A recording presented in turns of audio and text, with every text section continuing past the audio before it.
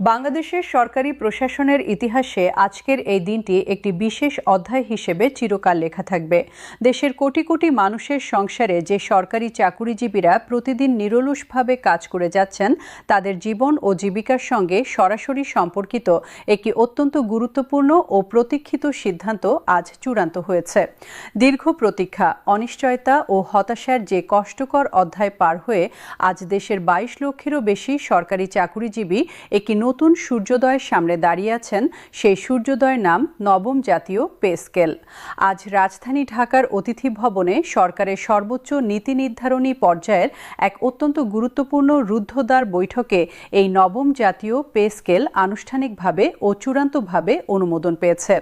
এই অনুমোদনের পাশাপাশি সরকারি চাকুরিজীবীদের জন্য তিনটি অত্যন্ত গুরুত্বপূর্ণ, যুগান্তকারী এবং বহু প্রতীক্ষিত সিদ্ধান্ত একসঙ্গে ঘোষণা করা হয়েছে। এই সিদ্ধান্তগুলো বাংলাদেশের সরকারি প্রশাসন ব্যবস্থায় যে গভীর ও সুদূরপ্রসারী পরিবর্তন আনতে যাচ্ছে, তা নিয়ে সারা দেশে এখন আলোচনার ঝড় বইছে। আজকের এই বৈঠকের পটভূমি বিশ্লেষণ করলে দেখা যায় যে দেশের সরকারি কর্মচারীদের মধ্যে যে ক্ষোভ ও হতাশা দিন দিন বাড়ছিল, তা সরকারের সর্বোচ্চ পর্যায়ে গভীর উদ্বেগ তৈরি করেছিল। পে কমিশনের কার্যক্রমে যে দীর্ঘ ও অযাচিত বিলম্ব হচ্ছিল, তা একটি প্রশাসনিক সংকটের রূপ নিতে শুরু করেছিল। এই জটিল পরিস্থিতির দ্রুত, কার্যকর ও স্থায়ী সমাধানের লক্ষ্যেই আজকের এই জরুরি ও উচ্চ পর্যায়ের বৈঠকটি আহ্বান করা হয়। বৈঠকে সভাপতিত্ব করেন প্রধানমন্ত্রী তারেক রহমান। তার পাশে ছিলেন অর্থমন্ত্রী আমির খসরু মাহমুদ চৌধুরী এবং পে কমিশনের চেয়ারম্যান জাকির আহমেদ খান। বৈঠকে উপস্থিত ছিলেন প্রশাসনের বিভিন্ন মন্ত্রণালয় ও বিভাগ থেকে আগত প্রায় ৭০ জন জ্যেষ্ঠ সচিব সহ সরকারের শীর্ষস্থানীয় কর্মকর্তাবৃন্দ। এত বিশাল পরিসরে এবং এত উচ্চ পর্যায়ের কর্মকর্তাদের একত্রিত করে পে স্কেল বিষয়ে বৈঠক আয়োজনের নজির বাংলাদেশের প্রশাসনিক ইতিহাসে বিরল। এই একটি তথ্য থেকেই স্পষ্ট বোঝা যায় যে সরকার এই বিষয়টিকে এখন কতটা সর্বোচ্চ জাতীয় অগ্রাধিকার হিসেবে বিবেচনা করছে। বৈঠকের শুরুতেই প্রধানমন্ত্রী তারেক রহমান পে কমিশনের কার্যক্রমে যে দীর্ঘ ও অযাচিত বিলম্ব হয়েছে, সে বিষয়ে কোনো রাগঢাক না করে অত্যন্ত কঠোর ও স্পষ্ট ভাষায় তীব্র অসন্তোষ প্রকাশ করেন। তিনি সরাসরি প্রশ্ন করেন যে কোন কারণে এই দীর্ঘ বিলম্ব হলো এবং কার দায়িত্বহীনতার কারণে দেশের লক্ষ লক্ষ সরকারি কর্মচারীকে এতদিন ধরে অনিশ্চয়তার মধ্যে রাখা হলো। তিনি স্পষ্টভাবে বলেন, এই পে কমিশন গঠনের উদ্যোক্তা আমি নিজে এবং যাদেরকে এই গুরুত্বপূর্ণ দায়িত্ব দেওয়া হয়েছিল, তাদের দক্ষতা ও যোগ্যতার প্রতি আমার পূর্ণ আস্থা ছিল। আমি স্পষ্টভাবে নির্দেশ দিয়েছিলাম যে সর্বোচ্চ ২ থেকে ৩ মাসের মধ্যে নবম পে স্কেল বাস্তবায়নের সমস্ত কাজ সম্পন্ন করতে হবে। কিন্তু বাস্তবে যা হয়েছে তা সম্পূর্ণ হতাশাজনক। এই অনাকাঙ্ক্ষিত বিলম্বের ফলে মাঠ পর্যায়ে কর্মরত সরকারি চাকুরিজীবীদের মধ্যে হতাশা ও ক্ষোভের যে পরিস্থিতি তৈরি হয়েছে, তা প্রশাসনিক কার্যকারিতার জন্য মোটেই সুখকর নয় এবং এই পরিস্থিতির অবিলম্বে অবসান ঘটাতে হবে। প্রধানমন্ত্রী এরপর একটি অত্যন্ত গুরুত্বপূর্ণ ও উদ্বেগজনক বিষয় বৈঠকে তুলে ধরেন। তিনি বলেন যে অন্তর্বর্তীকালীন সরকারের প্রতি সরকারি কর্মচারীদের মধ্যে যে ক্রমবর্ধমান ক্ষোভ ও অবিশ্বাস জমে উঠছে, তা শুধু একটি প্রশাসনিক সমস্যার মধ্যে সীমাবদ্ধ নয়। এটি রাষ্ট্রীয় শাসন ব্যবস্থার সামগ্রিক স্থিতিশীলতার জন্য একটি গুরুতর সংকেত। একটি সুশৃঙ্খল ও কার্যকর প্রশাসন পরিচালনার জন্য কর্মচারীদের মনোবল ও কর্মস্পৃহা সর্বোচ্চ পর্যায়ে রাখা অপরিহার্য। কর্মচারীরা যদি আর্থিক কষ্টে থাকেন এবং মানসিকভাবে বিক্ষুব্ধ ও হতাশ থাকেন, তাহলে তাদের কাছ থেকে দক্ষ ও নিষ্ঠাবান সেবা প্রত্যাশা করা কখনোই বাস্তবসম্মত হতে পারে না। তিনি এরপর দ্ব্যর্থহীন, কঠোর ও অত্যন্ত স্পষ্ট ভাষায় নির্দেশ দেন যে আগামী ১ এপ্রিলের মধ্যে নবম পে স্কেল পূর্ণাঙ্গভাবে বাস্তবায়িত করতে হবে এবং তার আগেই অর্থাৎ আগামী ২৪ মার্চের মধ্যে চূড়ান্ত গেজেট প্রকাশ করতে হবে। এটি কোনো পরামর্শ বা প্রস্তাব নয়, এটি প্রধানমন্ত্রীর সরাসরি ও অলঙ্ঘনীয় নির্দেশ এবং এই নির্দেশ পালনে কোনো ব্যর্থতা বা গাফিলতি কোনোভাবেই সহ্য করা হবে না। প্রধানমন্ত্রীর এই কঠোর ও অকম্প্র নির্দেশের পরিপ্রেক্ষিতে বৈঠকে উপস্থিত অর্থমন্ত্রী আমির খসরু মাহমুদ চৌধুরী তাৎক্ষণিকভাবে এবং দৃঢ়তার সঙ্গে পূর্ণ সম্মতি জানান। তিনি বলেন যে প্রধানমন্ত্রীর নির্দেশ পালন করা এখন শুধু প্রশাসনিক দায়বদ্ধতার বিষয় নয়, এটি দেশের লক্ষ লক্ষ কর্মচারীর প্রতি সরকারের প্রতিশ্রুতি রক্ষার প্রশ্নও বটে। তাই নির্ধারিত সময়সীমার মধ্যে গেজেট প্রকাশ করা এখন সম্পূর্ণ বাধ্যতামূলক। অর্থমন্ত্রী আরও জানান যে সরকারি কর্মচারীদের মধ্যে বেতন বৃদ্ধির বিষয়টি নিয়ে বিভিন্ন ধরনের বিভ্রান্তি ও গুজব তৈরি হয়েছে, যা পরিস্থিতিকে আরও জটিল করছে। তবে তিনি নিশ্চিত করেন যে অর্থ মন্ত্রণালয়ের সমস্ত হিসাব নিকাশ ও দাপ্তরিক কার্যক্রম ইতিমধ্যেই সম্পূর্ণভাবে সম্পন্ন হয়েছে এবং আগামী 29 মার্চের মধ্যে চূড়ান্ত ও পূর্ণাঙ্গ গেজেট প্রকাশ করা সম্ভব হবে বলে তিনি দৃঢ় আশাবাদ ব্যক্ত করেন। আজকের এই বৈঠকে উপস্থিত প্রায় 70 জন জ্যেষ্ঠ সচিব নবম পে স্কেল বাস্তবায়নের বিষয়ে অত্যন্ত গুরুত্বপূর্ণ, গঠনমূলক এবং বাস্তবসম্মত মতামত উপস্থাপন করেন।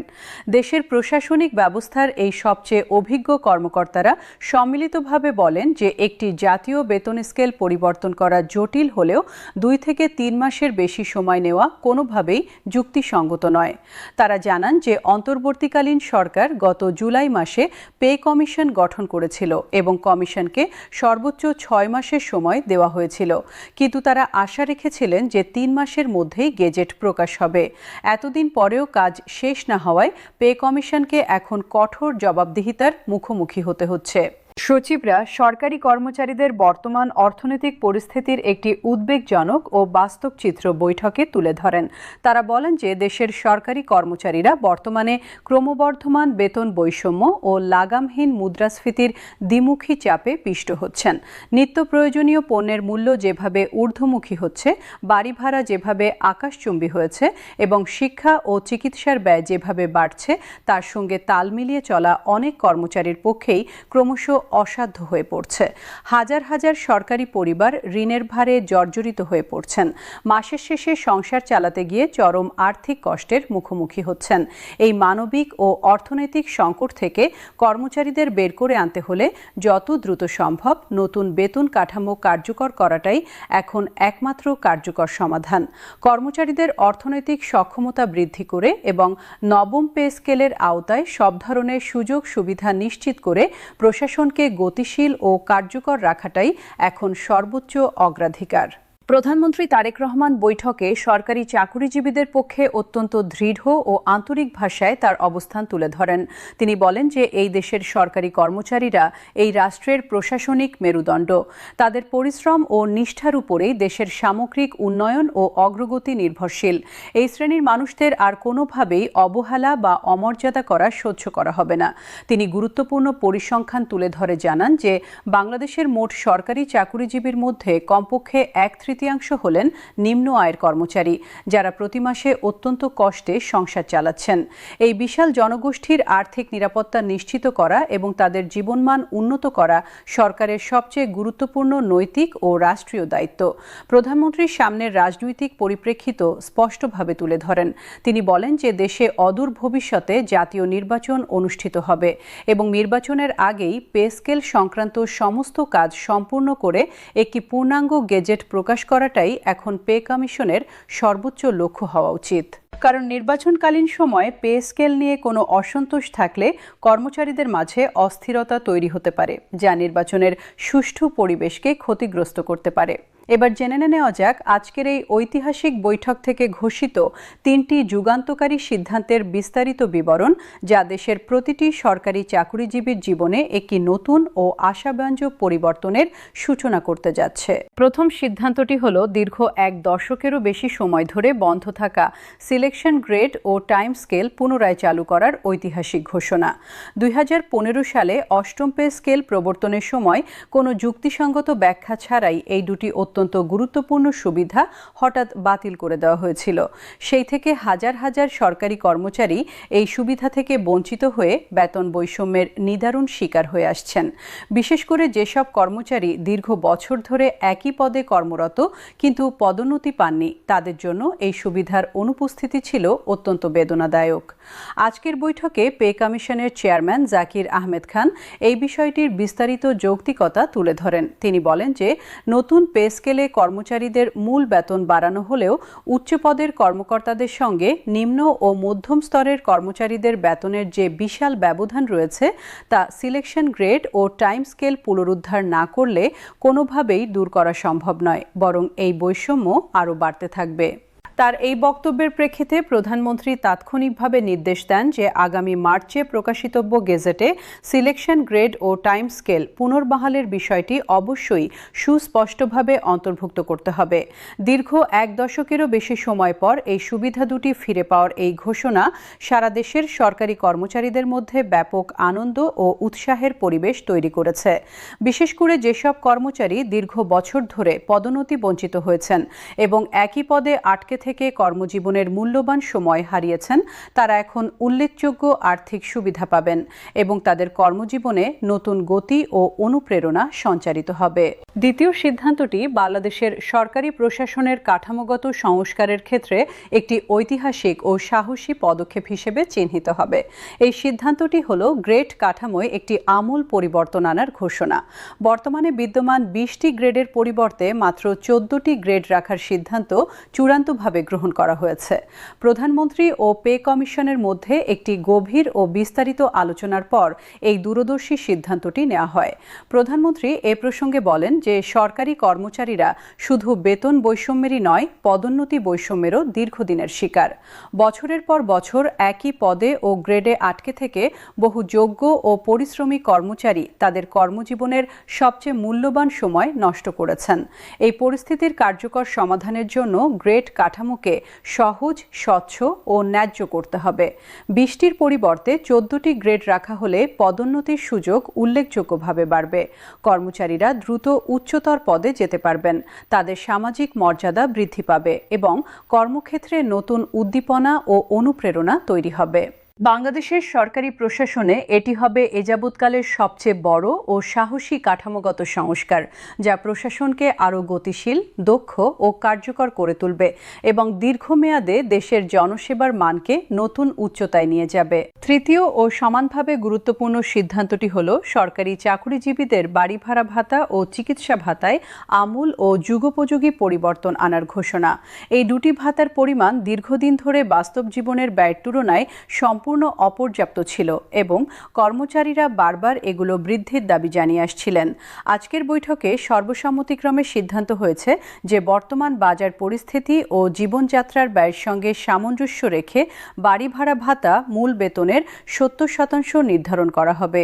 এই হারটি আগের তুলনায় উল্লেখযোগ্যভাবে বেশি এবং এটি ঢাকা, চট্টগ্রাম, সিলেট, রাজশাহী, খুলনা সহ দেশের সকল বিভাগীয় শহর থেকে শুরু করে জেলা ও উপজেলা পর্যায় পর্যন্ত কর্মরত সরকারি কর্মচারীদের জন্য একটি বিশাল ও বহু প্রতীক্ষিত স্বস্তি নিয়ে আসবে। সারা দেশে বাড়ি ভাড়া গত কয়েক বছরে অস্বাভাবিক হারে বেড়েছে এবং পুরনো ভাতার হারে মানসম্পন্ন বাসস্থান নিশ্চিত করা অনেক কর্মচারীর পক্ষেই প্রায় অসাধ্য হয়ে পড়েছিল। নতুন এই হার কার্যকর হলে কর্মচারীরা বাসস্থান সংক্রান্ত ব্যয়ের একটি উল্লেখযোগ্য অংশ সরকারি সহায়তায় মেটাতে পারবেন এবং তাদের মাসিক আর্থিক চাপ উল্লেখযোগ্যভাবে কমে আসবে। একই সঙ্গে চিকিৎসা ভাতা মাসিক 4,500 টাকা নির্ধারণ করা হয়েছে। দেশের স্বাস্থ্যসেবার ব্যয় বর্তমানে যে উচ্চতায় পৌঁছেছে এবং ওষুধ ও চিকিৎসার খরচ যেভাবে বেড়েছে তার তুলনায় আগের চিকিৎসা ভাতার পরিমাণ ছিল সম্পূর্ণ অপর্যাপ্ত। নতুন এই পরিমাণ নির্ধারণের ফলে কর্মচারীরা নিজেদের ও পরিবারের সদস্যদের প্রয়োজনীয় চিকিৎসার ব্যয় বহন করতে অনেকটাই সক্ষম হবেন। সরকারের দায়িত্বশীল সূত্র নিশ্চিত করেছে যে আগামী 2 থেকে 3 দিনের মধ্যে প্রকাশিতব্য পূর্ণাঙ্গ গেজেটে এই বর্ধিত বাড়ি ভাড়া ভাতা ও চিকিৎসা ভাতার বিষয়গুলো সুস্পষ্টভাবে ও বিস্তারিতভাবে উল্লেখ থাকবে। সব মিলিয়ে আজকের এই ঐতিহাসিক বৈঠক এবং সেখান থেকে আসা 3টি যুগান্তকারী সিদ্ধান্ত সিদ্ধান্ত বাংলাদেশের 22 লক্ষেরও বেশি সরকারি চাকুরিজীবী ও তাদের পরিবারের কোটি কোটি সদস্যের জন্য একটি নতুন ও স্বপ্নিল অধ্যায়ের সূচনা করতে যাচ্ছে। 1 এপ্রিল থেকে কার্যকর হতে যাওয়া নবম জাতীয় পে স্কেল কেবল বেতনের অঙ্ক বাড়াবে না, এটি কর্মচারীদের জীবনমান উন্নত করবে, পরিবারের আর্থিক নিরাপত্তা নিশ্চিত করবে, সামাজিক মর্যাদা বৃদ্ধি করবে এবং কর্মক্ষেত্রে নতুন প্রাণশক্তি ও উদ্দীপনা জাগিয়ে তুলবে। সিলেকশন গ্রেড ও টাইম স্কেল পুনরুদ্ধার, গ্রেড সংখ্যা ২০ থেকে 14-তে নামিয়ে আনা এবং বাড়ি ভাড়া ও চিকিৎসা ভাতায় উল্লেখযোগ্য বৃদ্ধির এই 3টি সিদ্ধান্ত একসঙ্গে বাস্তবায়িত হলে বাংলাদেশের সরকারি প্রশাসন একটি নতুন শক্তিশালী ও গণমুখী যুগে প্রবেশ করবে। বেতন বৈষম্যের দীর্ঘ ও বেদনাদায়ক অধ্যায়ের অবসান ঘটিয়ে একটি সমতা ভিত্তিক, ন্যায়সঙ্গত ও মানবিক প্রশাসন গড়ে তোলার এই সাহসী ও দূরদর্শী উদ্যোগকে দেশের সংশ্লিষ্ট সকল মহল অত্যন্ত ইতিবাচকভাবে মূল্যায়ন করছেন। এই পরিবর্তন শুধু কর্মচারীদের ব্যক্তিগত জীবনেই নয়, সামগ্রিকভাবে দেশের প্রশাসনিক কার্যকারিতায় এবং জনসেবার মানেও একটি উল্লেখযোগ্য ও স্থায়ী ইতিবাচক পরিবর্তন আনবে বলে সংশ্লিষ্ট সকল মহল দৃঢ়ভাবে আশাবাদী। নবম পে স্কেল সংক্রান্ত সর্বশেষ নির্ভরযোগ্য ও পূর্ণাঙ্গ আপডেটের জন্য আমাদের সঙ্গেই থাকুন।